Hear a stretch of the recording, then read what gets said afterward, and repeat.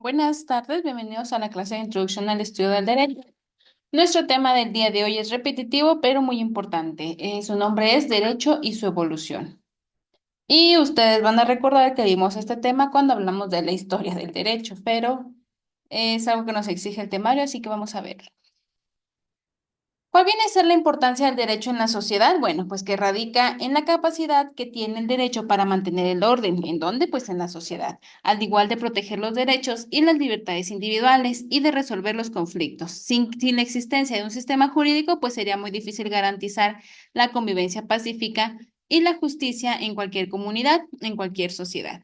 Va a ser crucial distinguir el derecho de otros conceptos como, por ejemplo, ustedes ya saben, la moral, la ética y la justicia, mientras que la moral se va a referir a un conjunto de principios personales o sociables sobre lo que es correcto o incorrecto. La ética va a estudiar estos principios y sus justificaciones, y la justicia, por otra parte, va a ser un valor y una aspiración que el derecho va a buscar realizar, aunque no siempre lo logre perfectamente. Y si ustedes recuerdan, en nuestra clase de Derecho y Moral abordamos el tema a profundidad.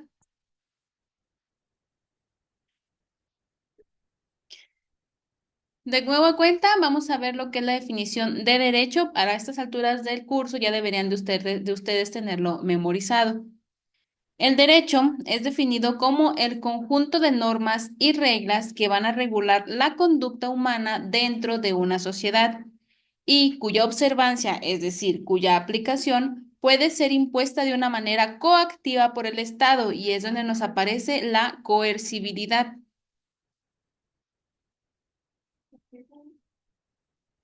Orígenes del derecho.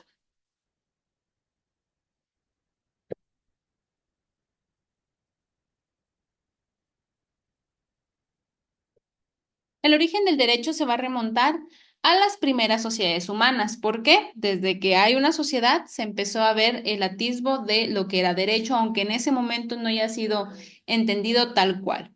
En estas comunidades primitivas, pues las normas eran generalmente orales y estaban basadas en costumbres y tradiciones. ¿Qué es una costumbre? Es el uso reiterado de una actividad considerada por la comunidad donde está usándose como jurídicamente obligatoria. Sin embargo, recuerden que las costumbres no son obligatorias, pero sí son tomadas por el derecho en cuenta siempre y cuando sean acorde a la ley. Estas reglas pues ayudaban a mantener el orden y a resolver las disputas en aquel entonces. Y vamos a hablar de los primeros códigos legales. Uno de ellos es el código de Hammurabi. Si se acuerdan que les platiqué de la piedra donde fueron tallados, donde fue tallado ese código, y esa piedra fue puesta en diferentes partes de la ciudad de Babilonia para que todas las personas pues se enteraran de las obligaciones y de los derechos que en ella había. Lo más famoso que podemos encontrar dentro del código de Hammurabi es la ley del tailón, que es ojo por ojo, diente por diente. Este código pues contenía leyes que abarcaban desde el comercio hasta las sanciones penales. Otro ejemplo viene a ser el derecho en la antigua India, en las leyes de las Indias, donde las leyes de Manu establecían reglas sobre la vida social y religiosa. También tenemos el derecho romano, que es donde está basada nuestro concepto, nuestro sistema jurídico. Sin embargo, ha tenido una influencia particularmente significativa en la evolución del derecho occidental. Nosotros usamos, por ejemplo, el Corpus Juris Civilis. Estamos basados prácticamente en todos los conceptos que tenemos en derecho civil, en derecho penal, en derecho laboral, incluso están basados en el latín, perdón, compilado bajo el emperador Justiniano en el siglo VI. Es uno de los mayores legados del derecho romano, donde se van a sentar las bases para muchos sistemas jurídicos modernos, incluido el de nosotros. Evolución del derecho en la Edad Media. Bueno, si recuerdan en nuestros temas pasados, cuando hablamos de la Edad Media, nos referíamos al derecho feudal, al derecho canónico y cómo se fue desarrollando el common law en Inglaterra. Durante la Edad Media, el derecho experimentó significativos cambios y adaptaciones. Si ustedes recuerdan, el derecho está cambiando constantemente. Entonces, llegamos a la Edad Media, todo lo que veníamos conociendo como derecho entra a un cambio y a una adaptación a la nueva edad. En Europa, el derecho feudal dominaba. Si se acuerdan del derecho del feudal, donde nos aparecen las figuras del señor feudal y del vasallo que se iban a regular a través de costumbres locales y acuerdos feudales. ¿Qué era esto? Bueno, el señor feudal era dueño de una gigantesca, propiedad de tierra y tenía a estos vasallos a los que iba a proteger y a los que iba a cuidar, entre comillas, a cambio de que los vasallos le trabajaran la tierra. Aquí es como una figura parecida a la esclavitud, pero como estaban recibiendo un pago, no llega a ser tal cual esclavitud, pero sí había muchísimas violaciones a derechos humanos reconocidos hoy en día, en aquel entonces entre vasallos y señores feudales. La Iglesia también jugó un papel crucial en el desarrollo del derecho. ¿Durante qué? Durante el derecho canónico, el cuerpo de leyes y las regulaciones creadas o adoptadas por las autoridades eclesiásticas, ¿saben cuáles son las autoridades eclesiásticas? Gobernaban aspectos tanto religiosos como también algunos aspectos civiles. Si ustedes recuerdan aquí en México, antes de la existencia del registro civil, estaba la iglesia es la que llevaba todo el registro de los nacimientos, de los matrimonios, de todo lo que tiene que ver con el registro civil, la iglesia era quien tenía sus registros. Llega la separación iglesia y Estado en México y se crea la figura del registro civil y es donde entonces el registro civil empieza a hacer las funciones que tenía la iglesia. Pero pues ya vemos que desde hace muchísimo tiempo estaba mezclada la iglesia con estos temas de derechos civiles. Y pues de la misma manera, en el derecho canónico, las leyes y las regulaciones estaban hechas por autoridades eclesiásticas, influyendo en gran medida la vida cotidiana de las personas. ¿Por qué? Pues porque era la iglesia la autoridad, la única autoridad, entonces obviamente iba a tener que tener influencia sobre la sociedad.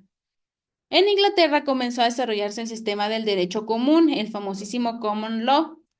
Este sistema pues se basaba en precedentes judiciales, como es el sistema que tiene Estados Unidos, donde las decisiones de los tribunales pasaban a formar parte de la ley aplicable en casos futuros. Este enfoque constataba en el sistema continental basado en códigos y estatutos, como el de nosotros, y sentó las bases para el sistema jurídico anglosajón moderno. Sin embargo, aunque nosotros estemos basados en un sistema basado en códigos, leyes, normas, constituciones, reformas constitucionales, reformas a las leyes, todo eso que tiene que ver de manera de códigos legales, también tenemos nosotros la figura del precedente. ¿Dónde encontramos la figura del precedente? Pues en la jurisprudencia. ¿Qué es la jurisprudencia? Se los he repetido también a lo largo del curso. Van a tener una materia específica que se llama jurisprudencia. Ahí van a conocer más a fondo y se les va a grabar porque se les va a grabar toda la importancia que tiene la jurisprudencia hasta ahorita. ¿Por qué hasta ahorita? Porque todos los cambios que se están realizando en el sistema legal mexicano, como la reforma judicial, como las reformas para que no entren los controles de constitucionalidad o convencionalidad, pues va a venir a modificar todo esto que tenemos entendido como jurisprudencia desde épocas remotas. Pero bueno, en México, aparte de que tenemos nuestros códigos, nuestras normas y nuestras leyes, también tenemos el famosísimo precedente y la jurisprudencia. ¿Qué es la jurisprudencia? Pues son cinco sentencias ininterrumpidas en el mismo sentido sobre un asunto similar.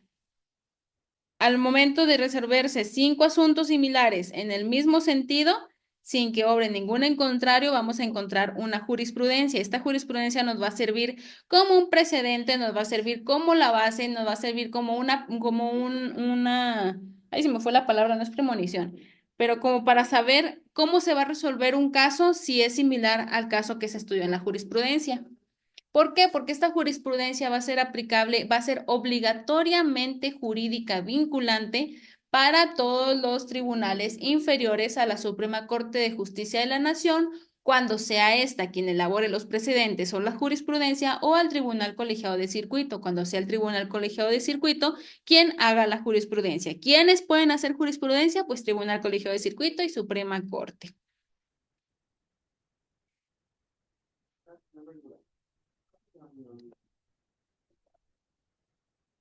Renacimiento y la era moderna.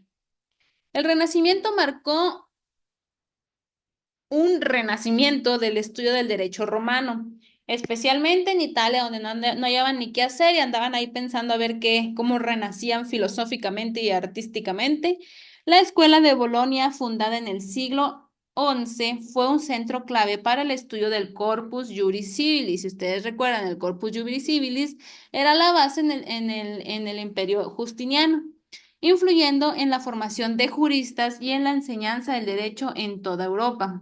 Con la llegada de la era moderna, pues hubo un movimiento hacia la codificación del derecho. ¿Qué es la codificación del derecho?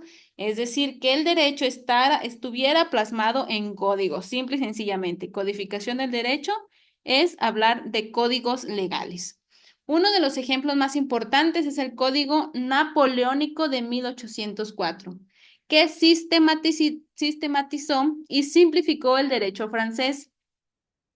Recordemos, Napoleón, francés, sirviendo como un modelo para muchos otros códigos civiles en Europa y en América Latina.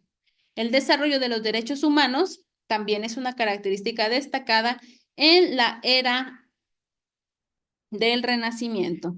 Documentos históricos como la Declaración de Independencia de los Estados Unidos y la tan bonita y preciosa Declaración de los Derechos del Hombre y del Ciudadano en Francia establecieron los principios fundamentales que ya hemos estado conociendo y hemos ido ahondando y abordando a lo largo del curso, el de la libertad, igualdad, dignidad, que han influido en la evolución del derecho hasta nuestros días. Y creo que aquí fue en esta clase donde abrimos la Declaración de los Derechos del Hombre y del Ciudadano, para que vieran ustedes los artículos que hablaban de cosas que eran tan lógicas, tan simples, sin embargo, que fue necesario plasmar. En la edad contemporánea pasamos a la siguiente línea del tiempo. El constitucionalismo y el Estado de Derecho se han convertido en pilares fundamentales de los sistemas jurídicos modernos. Ojo aquí, estamos hablando de una protección constitucionalista y un Estado de Derecho. ¿Qué es ahorita lo que está pasando en México? Se está yendo al caño toda la Constitución, toda la protección a la Constitución, y obviamente no hay Estado de Derecho. Y esto, si ustedes se fijan, es algo fundamental para la edad contemporánea, es la edad moderna, lo que está pasando actualmente. No podemos hablar de una edad moderna que fue en el pasado. Se supone que ahorita tendríamos que tener la máxima protección a la Constitución, que la Constitución fuera la única que fuera a proteger en todo su esplendor al ciudadano de todas esas leyes que se están tratando de hacer para lograr un Estado de Derecho. Pero viene la reforma judicial, viene esa tonta reforma que nos quiere, que bueno, que ya quitó las reformas, que cualquier reforma pueda pasar por el control de convencionalidad y control de constitucionalidad. Entonces, la edad contemporánea pues empieza a ser, ahora sí, parecerse a una edad media. Las constituciones establecen los principios básicos y la estructura del gobierno, garantizando derechos y libertades de los ciudadanos. Si alguien está en contra de la Constitución, está en contra de los derechos y de las libertades de los ciudadanos. Si a alguien le incomoda lo que tiene la Constitución, aquellos mecanismos que hay para proteger la Constitución de leyes que sean arbitrarias, que sean lesivas para los derechos humanos de los ciudadanos, está en contra de la Constitución. Simple y sencillamente, si tenemos un librito que nos protege a nosotros del poder del Estado, y viene alguien y está en contra de ese librito, obviamente está en contra de nosotros, simple y sencillamente. Los sistemas jurídicos del mundo se van a dividir principalmente en dos grandes familias, pasando a otro tema más bonito y teórico: Civil Law y Common Law. El Civil Law es el que está basado en códigos y legislaciones que prevalecen en Europa continental y en América Latina. El Common Law está basado en precedentes judiciales es predominante en Reino Unido. Entonces, en el Civil Law podemos encontrar a nuestro México bonito y en el Common Law podemos encontrar a Estados Unidos. La internacionalización del derecho ha sido otro desarrollo significativo.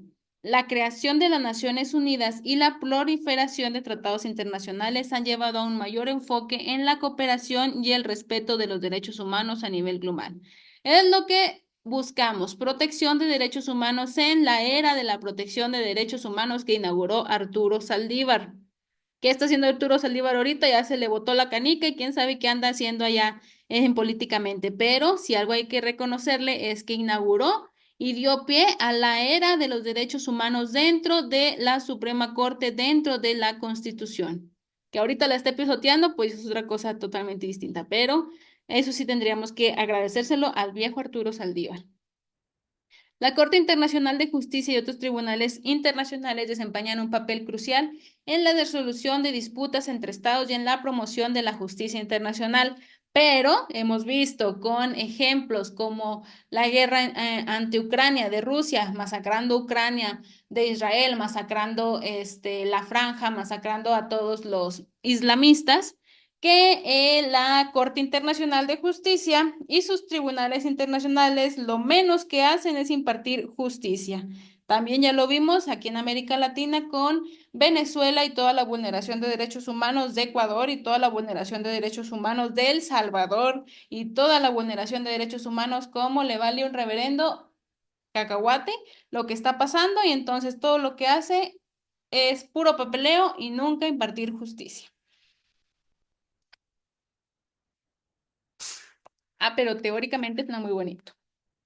Principales corrientes del pensamiento jurídico. A lo largo de la historia han surgido diferentes corrientes del pensamiento jurídico. Tenemos, por ejemplo, el justnaturalismo, que sostiene que existen principios de justicia que son inherentes y universales que el derecho debe reflejar. Este enfoque se va a basar en la idea de un derecho, un derecho natural, anterior y superior a las leyes humanas. Por eso se llama justnaturalismo. El positivismo jurídico, por otro lado, afirma que el derecho es un conjunto de normas creadas por el Estado y que debe ser estudiado como tal, sin ningún juicio moral, tal cual. Por eso el positivismo viene a ser algo muy literal de la norma. Según esta corriente, lo que es legalmente válido va a depender de la promulgación y no del contenido que tenga. También tenemos el realismo jurídico que enfatiza el estudio del derecho tal como se aplica en la práctica. Por eso hablamos de un realismo, analizando cómo es que las decisiones judiciales y las conductas de los actores jurídicos influyen en la implementación de las normas. La escuela del derecho crítico cuestiona las estructuras de poder y las ideologías subyacentes en el sistema jurídico, abogando por un análisis más profundo como de cómo el derecho perpetúa desigualdades sociales y económicas. Se les botó la canica a esta escuela del derecho crítico porque simplemente critican, dicen, obvian lo que ya existe, pero no dan soluciones, a diferencia del naturalismo, positivismo y el realismo jurídico, que sí te marcan un camino de acción y la otra no, pero son corrientes del pensamiento jurídico.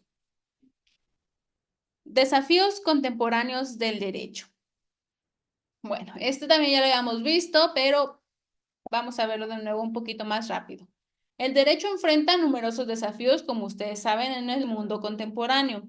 Por ejemplo, la globalización ha generado la necesidad de armonizar y coordinar leyes entre diferentes jurisdicciones, creando así nuestros tratados y nuestros acuerdos internacionales que traspasan frontera. Juegan un papel cada vez más importante en la regulación de cuestiones transnacionales. También los derechos digitales y la ciberseguridad han emergido como áreas críticas dado el rápido avance de la tecnología y la digitalización de nuestras vidas. Tenemos las famosísimas políticas de privacidad, tenemos los contratos adhesivos que ya están regulados por Profeco respecto a los que son aquellas empresas que brindan servicios de streaming, de internet, etcétera. Tenemos la famosísima Ley Olimpia, que tuvo que surgir a raíz de este uso de la tecnología y este avance. Tenemos la creación de las policías cibernéticas, la creación de un departamento especializado para ciberseguridad, ya sea del Estado, entendido como Estado mexicano, y el Estado entendido como entidad federativa. Proteger la privacidad y garantizar la seguridad de la información y abordar los delitos cibernéticos son temas que requieren una atención jurídica constante y evolucionada. La justicia climática también, ligada al derecho ambiental, pues han ganado prominencia debido a la urgente necesidad de abordar el cambio climático y la protección del medio ambiente, pero pues, no sé si ustedes se acuerdan del famoso documental de Al Gore, que ya hablaba de un cambio climático, de un calentamiento global. Y todos muy escandalizados de que, ay, no, ¿cómo va a pasar esto? Y pues ya pasaron más de 20 años y no se hizo ningún cambio, puro papeleo. Pero ahí está el derecho ambiental, personas que realmente se importan por el derecho ambiental peleando desde sus trincheras para detener un poquito esta contaminación que está creando el humano. Sin embargo, no hay interés de parte de los sistemas, no hay interés de parte del Estado para que esto funcione. Las leyes deben adaptarse para enfrentar los desafíos ambientales y garantizar un desarrollo sostenible. En teoría, en los hechos, pues pesa más el dinero y lo que se puede obtener que un posible cambio, digo, una posible solución al cambio climático. Finalmente, las desigualdades y el acceso a la justicia pues siguen siendo problemas significativos y más en este país. Es crucial asegurar que todas las personas, independientemente del estatus socioeconómico, pues tengan acceso a un sistema judicial justo y eficiente. Era lo que teóricamente planteaba la reforma judicial, pero se reformó al poder federal en lugar de atacar los poderes locales. Entonces, en lugar de que estuvieran protegidas las personas que tienen algún contacto principal con la justicia, que es en primera instancia, se fueron hasta el poder federal. Es decir, cuando ya está muy avanzado el caso y tratas tú de meter un amparo y eso es al Poder Judicial al Poder Judicial que se reformó, al Poder Judicial Federal en lugar del local. Entonces vamos a seguir con estas mismas desigualdades, estos mismos problemas de acceso a la justicia, estas mismas diferencias entre los estatus socioeconómicos y, y así, tristemente. Como conclusión, pues hemos recorrido la evolución del derecho desde los orígenes hasta los desafíos contemporáneos que se enfrentan actualmente. Como ustedes saben, el derecho no es estático, ya que evoluciona constantemente para adaptarse a los cambios sociales, a los cambios económicos y a los cambios tecnológicos. El estudio del derecho, pues, es fundamental en nuestra sociedad actual, ya que nos permite comprender las bases de nuestra convivencia, los derechos y las obligaciones que tenemos y las maneras en que podemos mejorar nuestro sistema jurídico. ¿Y qué hicimos? Lo echamos para abajo, pero eso es otro tema. Mirando hacia el futuro, el derecho va a continuar enfrentándose y más el derecho mexicano a nuevas tendencias y perspectivas desde la adaptación de la tecnología hasta la promoción de una mayor justicia social y ambiental. Vamos a ver a dónde nos llevan estas reformas. Probablemente los que ustedes hayan estudiado en este curso deje de ser importante más adelante. Lo que ustedes vayan a estudiar en su clase de jurisprudencia de igual manera deje de ser importante, incluso quede derogado totalmente, pero es parte del cambio en el derecho. Eso es todo por hoy. Que tengan una bonita tarde. Nos vemos la próxima clase.